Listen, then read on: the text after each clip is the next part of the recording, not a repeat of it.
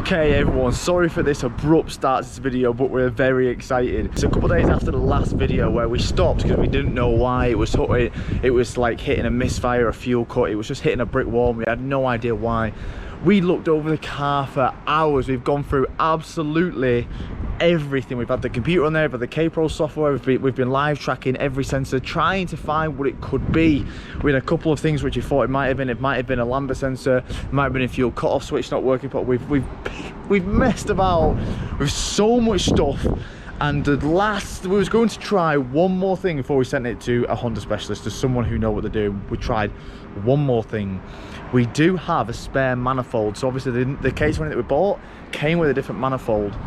We thought one of the injectors might have been bad on that manifold. What the hell was that? So what I did was I was going to take the injectors off the old manifold and just put them into the new manifold on here.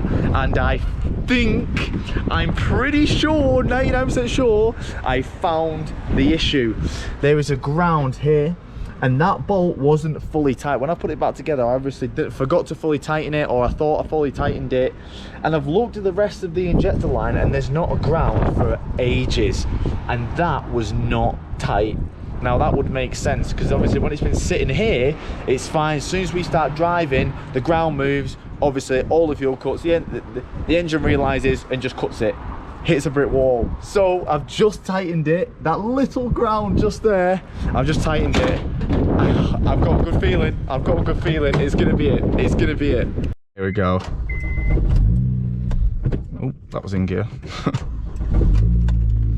Right. Come on! We've spent so much time with this. We really didn't want to give up and send it to like a specialist, because we've done literally the hard work ourselves, and it would be so annoying not finishing it off. Please, please, come on, little Type R, you know you want to. So it feels, so remember, it used to just, as soon as we got to like 4K, it would just hit a brick wall, engine light would flash, and then it'd feel fine. It flashed that quick that it wouldn't store a code in the software, so we didn't actually know what code it was throwing. But I know that these don't like it when they get cold, so I'm not going to put when they're cold, so I'm not going to put my foot down just yet.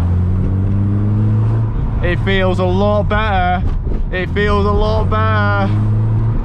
Oh, we still need to sort that brake disc. There's a brake disc at the back which is making a terrible noise. I have checked the caliper and the caliper's fine. The heat disc was like rubbing on it, and that's what it was making the noise all the time, but I presume it's like scratched the disc. It sounds a horrible noise now at the back. Let's let it get warm. Oh my god, please say it hits VTEC. I'm nervous. We're at temperature.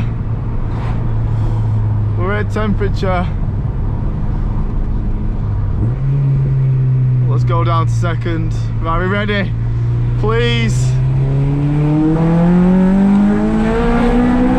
Yes! Woo! Yes! Yes! Oh my god, that's what a K28-2 feels like. Oh god, that was a horrible bump. Let's hear that VTEC one more time. Yes! Yes! We smashed it! We smashed it! Oh my god! This has literally took weeks. Absolute weeks of doing. And none of us are mechanics. There was a big like debate of where we're going to try it ourselves, and we was like, let's just do it. Like, let's just do it ourselves. We've got an opportunity here. Let's just give it a go. It'd be amazing if we get it done. We had some doubts in the office, but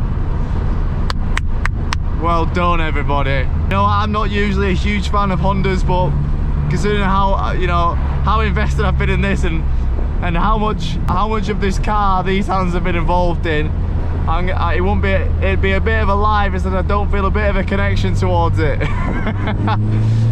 So we're going to do some more bits and bobs. So we're going to get it aligned, we're going to go and give it a nice clean in a minute. It deserves a clean, and we're going to get it on a track day. It deserves it. These brake discs are a bit loud, but it has been sat for like months, so I'm just gonna take it out for a nice drive and see if that just clears it up. Might just be a little bit of crap on the discs and stuff. So all that hassle for the sake of a tiny ground.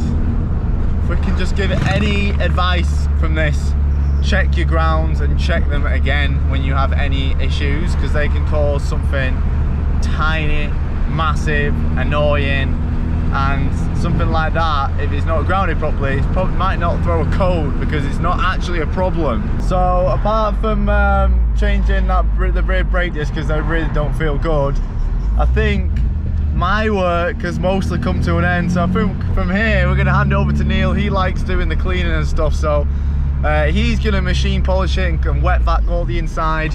We're just going to take it across the road as a car park across the road for the clean freaks.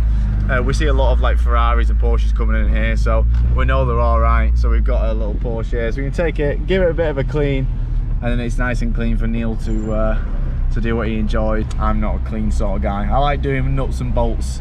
Anything like cleaning and stuff, anything particular and time consuming, I don't really like. We need to find some rest of the interior bits. We need some interior bits like down there and down here, and a few more things on the back. We're not entirely sure where the rear seat belts go as well. We think we might have the wrong ones, but it's a running car and I think we've done it incredible considering none of us are mechanics. We work for an insurance company and we've just basically saved this car from seriously the grave. Like, this was ready for the scrap and every hand it could have been dealt. It was rusty, everything was stolen off, and it didn't even have the correct engine in it. So we've done good. I think we've done good. So after all this time, here it is. There's a few things we still need to fix. The bonnet cable isn't grabbing the bonnet, and apparently when we had it at a body shop around the corner, they said there's a special thing that we need to do. So they looked around the corner, so we don't know what they did to that bonnet lights to make it work the first time when it was off, but that's been done. Now we can see there's a few bits of imperfections. There's a few scratches here on the bonnet. There's also here at the back, a little bit of bubbling paint at the back, but overall it's actually quite clean. It's nice to finally have it running. Like I say, we need to change them discs, and there's something knocking on the front end a bit, so we need to have a look at the front end, maybe just a ball joint or something. But I think it's a job well done.